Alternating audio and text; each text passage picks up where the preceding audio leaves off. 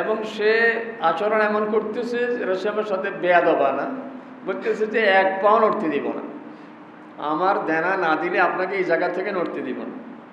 আর কথাগুলি বলতেছে মসজিদে নববীর ভিতরে, সাহাবায়ে কেরামের এই ঘেরাওর ভিতরে।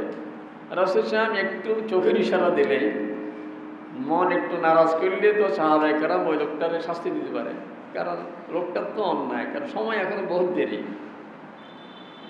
সাহাবায়ে কেরাম তার দিকে একটু রাগ দৃষ্টিতে তাকাচ্ছেন। রাসূল বলতেছে যে দাউহু, আরে তোমরা ওকে কিছু বলো না, তাই ইন্না লিসাহিবিল হককে মাকালা, কারণ যে পাওনাদার সে এরকম কিছু শক্ত কথা বলতে পারে, সে তো আমার কাছে পাবে। সাহাবায়ে কেরামকে থামিয়ে দিলেন। হযরত ওমর রাদিয়াল্লাহু তাআলা আনহু বললেন, যাও, ও কতটুকু পাবে ওকে মেপে দিয়ে দাও, ওখানে খেজুর আছে, ওখান থেকে মেপে দিয়ে দাও। ওমর রাদিয়াল্লাহু তাআলা আনহু বললেন, চলো। ওকে নিয়ে যাচ্ছেন। রাসূল সাল্লাল্লাহু আলাইহি ওয়াসাল্লাম পিছন থেকে ডাক দিয়েছেন, ওমর এদিকে আসো। কানে কানে কিছু বলে দিলেন। ওই বেটা বুঝতে পারে না যে কানে কানে কি বলছে। তো ওমর রাদিয়াল্লাহু তাআলা আনহু গিয়ে তাকে মেপে দিচ্ছেন। ভিতরে তো খুব কাজ করতেছে, বেটা আগস্টের পাওনা মে মাসে নিয়ে যাচ্ছ, আল্লাহ রাসূলের সঙ্গে বেয়াদবি করছ, আল্লাহ রাসূল থামিয়ে দিয়েছে, এই জন্য কিছু বলি নেই। রাসূল দেখিস আসছ, অন্য কোনো লোকের সাথে এরকম করতে দেখতে, মনে মনে কত রাগ, তো মেপে দিচ্ছে। লোকটার যখন পাওনা শেষ, ধরেন সর্বশেষ পাল্লাতে দেওয়ার পরে তার 5 মণ 4 মণ যা পাওনা পুড়ে গেছে, লোকটা বস্তা টান দিয়েছে। ওমর রাদিয়াল্লাহু তাআলা এতক্ষণ তো ক্ষোভ ঝাড়তে পারে না, বলে যে এটা বেয়াদব, আমি না বলতে বস্তা টান দাও না। কয় যে না, আমার তো পাওনা শেষ। কয় যে না, পাওনা আরো রয়ে গেছে। তো কীভাবে? রাসূল সাল্লাল্লাহু বলছে তোমাকে আরো 20 কেজি বাড়াই দিতে। ওই লোকটা বস্তা রেখে দৌড় দিছে, গিয়ে সাথে সাথে মুসলমান হয়ে গেছে। বলে যে ইয়া রাসূলুল্লাহ, আমাদের কিতাবে তাওরাতে এই কথাটাই আমরা পেয়েছিলাম যে আখিরি জামানার নবী এরকমই হবে, যে দুর্ব্যবহারের জবাব সদ্ব্যবহার দিয়ে করবে। তা আমি পরীক্ষার জন্য আপনার সাথে একটু দুর্ব্যবহার করে দেখছিলাম, অপেক্ষা ছিলাম যে কী সদ্ব্যবহার করেন আপনি। এখন নিশ্চিত হয়ে গেলাম যে আপনি আল্লাহ রাসূল। এই জন্য ইসলাম দুনিয়াতে ছড়িয়েছে আখলাকের দ্বারা। রাসূল সাল্লাল্লাহু কাউকে জোর করে কোনোদিন মুসলমান বানান, তলোয়ারের ভয় দেখিয়ে কাউকে মুসলমান বানান নাই, বরং যে রাসূল সাল্লাল্লাহুকে মারার জন্য ঘুমের মধ্যে আল্লাহ রাসূল সাল্লাল্লাহু আরাম করতেছিলেন গাছের ছায়ায়, এই লোকটা সুযোগ পেয়ে তলোয়ার হাতে নিয়ে, রাসূলের তলোয়ারে ঝুলানো ছিল, ওই তলোয়ারটাই হাতে নিয়ে সেইভাবে হাত উঁচু করেছে যে আল্লাহ রাসূল সাল্লাল্লাহুকে এখনই মেরে ফেলবে। রাসূল চোখ খুলে দেখেন যে ওই লোকটার হাতে এভাবে। ওই লোকটা রাসূলকে বলতেছে, এইবার তোমাকে কে বাঁচাবে? আমি আর আপনি হলে কী করতাম? দৌড় দিতাম, চেষ্টা করতাম, তার পায়ে ধরতাম, কারণ বাঁচার তো কোনো উপায় নেই, তলোয়ার তার হাতে। রাসূল সাল্লাল্লাহু তো ওই মানুষ জেনে গারে সাওরে আবু বকর রাদিয়াল্লাহু তাআলা আনহু বলতেছেন, ইয়া রাসূলুল্লাহ, হাজার হাজার মানুষ আসতেছে, সব আমাদের পাহাড়ে উঠতেছে, কি উপায়? বলছে লা তাহজান, কোনো টেনশন করো না, কোনো চিন্তা করো না, আল্লাহ আমার সাথে আছে, আল্লাহ আমাদের সাথে আছে। এইখানেও রাসূল টেনশন ফ্রি, কোনো ভয় নেই, কোনো চিন্তা নেই। ও বলতেছে কে রক্ষা করবে? বলতেছেন আল্লাহ। আল্লাহ শব্দ যখন এসবের মুখ থেকে বের হয়েছে, লোকটা এখন কাঁপতে শুরু করছে। এখন তো রাশিয়া প্রতিশোধ নিতে পারে না, বেটা বেয়াদব, আমার ঘুমের বৃদ্ধি পেয়ে এভাবে আমার তলোয়ার দিয়ে মারতেছিল, তোকে এবার দেখায় ছাড়ো। তাকে মাফ করে দিয়েছে। এই জন্য ইসলাম সাহাবায়ে কেরামের মাধ্যমে সারা দুনিয়ায় ছড়িয়ে পড়ছে। সাহাবায়ে কেরামের সময়ে যতটুকু ইসলাম পৌঁছেছে, মানুষ সাহাবায়ে কেরামকে এত আপন করে নিয়েছেন যে ওনাদের কারণে মানুষ মুসলমান হয়ে গেছে, ওনাদের ভাষা শিখে ফেলছে। না হয় কারণ ইরাকের ভাষা, যে বর্তমান লেবানন, জর্দান, সিরিয়া, এই সমস্ত জায়গার ভাষা আরবি ছিল না।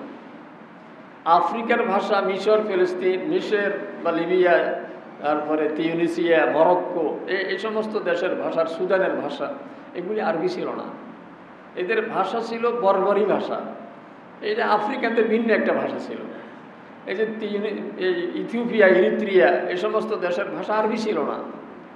সাহাবায়ে কেরামের আমলে যতটুকু ইসলাম পৌঁছেছে, মানুষ ইসলাম গ্রহণ করেছে, সাহাবায়ে কেরামের ভাষাও শিখে ফেলেছে, এদের সাথে এত মিশে গেছে।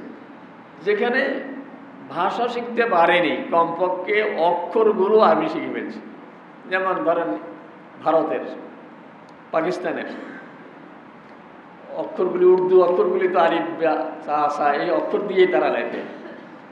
ওই সময় যেহেতু মোহাম্মদ বিন কাসেমের সময় শেষ সময়ে পৌঁছাইছে, এই জন্য ওরা আরবি শিখতে পারে না, কিন্তু অক্ষরগুলি আরবি তারা রপ্ত করে নিয়েছে। আমাদের চিটাগাঙ্গে শুধু হাওয়া লাগেছে, সাহাবায়ে কেরাম চট্টগ্রামের বন্দর দিয়েই চীনে গেছেন। আবু ওয়াক্কাস রাদিয়াল্লাহু তাআলা আনহুর কবর চীনে। ওনারা সেই ইথিওপিয়া, ইরিত্রিয়া থেকে এই সাগর পাড়ে দিয়ে চীনে চলে গেছেন ইসলামের দাওয়াত নিয়ে। যাওয়ার পথে চট্টগ্রাম, কারণ তখন এত রসদ নেওয়ার উপায় ছিল না যে 3 মাস 4 মাস চলবেন, ধারণ ক্ষমতা নৌযানে এত বেশি ছিল না। নিশ্চয়ই ওনারা জায়গায় জায়গায় বন্দর করেছেন। এই জন্য আমাদের চট্টগ্রামে হাওয়া লেগেছে, ওনারা হয়তো উপরে উঠেনও নাই, হয়তো কোনো সামান কিনে নিয়েছেন। এই জন্য চিটাগাঙ্গের ভাষার মধ্যেও কিছু ইসলামের, আরবির কিছু আমরা বলি যাব না, বা আমাদের আঞ্চলিক ভাষা অশুদ্ধ বলি, অশুদ্ধ বলি না, শব্দ তো পরেই বলি। চিটাগাং জায়গায় দেখেন ওরা কি বলে, নো যাব, নো যাবো, নো আগে বলে না, মানে না কথাটা আগে বলে। আমাদের লক্ষ্মীপুরের একজন এডিসি ছিলেন চিটাগাঙ্গের, তো উনি আমারও বলতেন, হুজুর দেখছেন আমাদের চিটাগাঙ্গের ভাষা আরবি। আমি কীভাবে স্যার? বলছে দেখেন না, আমরা নো আগে বলি, না আগে বলি। ওই যে আরবি থেকে শিখছি তো আমরা, যদি আরবি শিখতে পারি না, কিছু ধাঁচ শিখে গেছি। এই জন্য সাহাবায়ে কেরাম ইসলাম প্রচার করছেন আখলাক দ্বারা। এই জন্য রাসূল সাল্লাল্লাহু আলাইহি ওয়াসাল্লাম বলেন যে কিয়ামতের ময়দানে আমল নামার মধ্যে যে আমলগুলো আল্লাহ তাআলা পাল্লাতে দিবেন, কোনটার ওজন সবচেয়ে বেশি। পরীক্ষার প্রশ্ন অনেকগুলো, কোনোটাতে 2 নম্বর, কোনোটাতে 5 নম্বর, কোনোটাতে 20 নম্বর। আপনি 2 নম্বরটায় ভালো করে পারেন, একবারে ভালো করে 5 পৃষ্ঠা লিখে ফেলছেন, কিন্তু নম্বর তো 2। আর জনে 5 লাইনের লেখা লিখছে, ওটাতে 20, এবং একেবারে ঠিক মতোই লিখতে পারছে, সে 20 পেয়ে যায়, কারণ ওটাতে নম্বর বেশি। রাসূল বলেন মা মিন শাইইন আসকালা ফিল মিজান ইয়াউমাল কিয়ামা মিন খুলুকিন হাসান। সুন্দর চরিত্রের চেয়ে বেশি ওজনই কোনো আমল কিয়ামতের ময়দানে আর হবে না। আপনার নামাজে একটু ওজন কম হয়েছে, কিন্তু আখলাক আপনার অনেক সুন্দর, ওখানে আপনার নম্বর অনেক বেড়ে যাবে। রাসূল সাল্লাল্লাহু বলেন যে ইন্না মিন আকরাবিকুম ইলাইয়া মাজলিসান ওয়া আহাব্বিকুম ইলাইয়া ইয়াউমাল কিয়ামা আহাসিনুকুম আখলাকা। কিয়ামতের ময়দানে শোনো, আমার সবচেয়ে প্রিয় কে হবে এবং আমার কাছাকাছি অবস্থান করার সুযোগ কার হবে? বলে যার আখলাক সুন্দর, সে কিয়ামতের ময়দানেও আমার প্রিয় হবে এবং সে কিয়ামতের ময়দানেও আমার কাছাকাছি অবস্থান করতে পারে। রাসূল বলেন আমি জান্নাতের গ্যারান্টি দিচ্ছি 3 জন মানুষকে। আনা জাইমুন বিবাইতিন ফি রাবাদিল জান্নাহ লিমান তারাকাল মিরাআ ওয়ালাউ কানা মুহিক্কা। আমি জান্নাতের কিনারে, বেহেশতের কিনারে একটা ঘরের দায়িত্ব নিচ্ছি, তারা ওই ঘরে পৌঁছিয়ে দেব। জান্নাতের মাঝখানে নয়, জান্নাতের কিনারে পৌঁছিয়ে দেব। কাকে? যে লোক নিজে হকের উপরে, কিন্তু ঝগড়া এড়িয়ে যাওয়ার জন্য, মানে কারোর সঙ্গে কথা কাটাকাটি করতে রাজি নেই। আমি হকের উপরে, কিন্তু ওই লোকটা অন্যায়, সে বলতেছে, আমি চুপ হয়ে রয়েছি, কারণ কথা বলতে গেলে কথা বেড়ে যায়। রাসূল বলেন ওয়ালাউ আনা জাইমুন বিবাইতিন ফি রাবাদিল জান্নাহ লিমান তারাকাল মিরাআ। যে ঝগড়াকে এড়িয়ে গেছে, ওয়ালাউ কানা মুহিক্কান, অথচ সে হকের উপরে ছিল, সে হক কথাটাকে জোরালোভাবে বলতে পারত, কিন্তু সে ঝগড়া এড়িয়ে যাওয়ার জন্য চুপ হয়ে গেছে। এরকম যে লোক, তাকে আমি জান্নাতের কিনারে